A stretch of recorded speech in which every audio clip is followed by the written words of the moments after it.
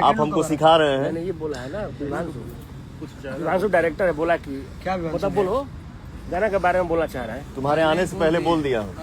बोला भुनुर भुनुर भुनुर भुनुर बगल में इधर से ये इधर से वो। अरे यार चुप रहो, मुझे ये बात करने आता है। खुद बोला है वो, गाना का अपडेट दे दीजिए, गाना का अपडेट। जे बस ये शिक्षे देवे वाला बा। बताओ सब। हाँ तो अरे यार तुम लोग बोलते हो सुनाई देता है। नहीं तो जानते भी, गाना का अपडेट लोग चाहते थे थोड़ा। तो अपडेट चाहता है तो मैं बोल नहीं दिया हूँ। नहीं, नेक्स्ट सॉन्ग कौन आ रहा था बता दीजिए, लोग बताओ पागल है नु भाई।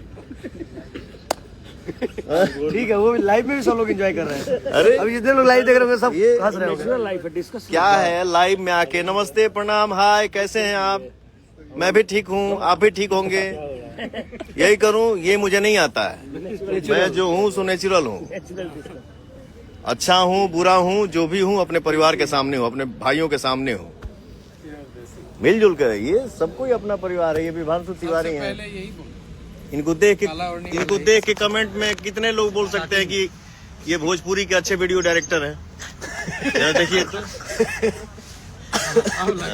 देखिए अभी 70% था, अभी इन्होंने टोपी लगा के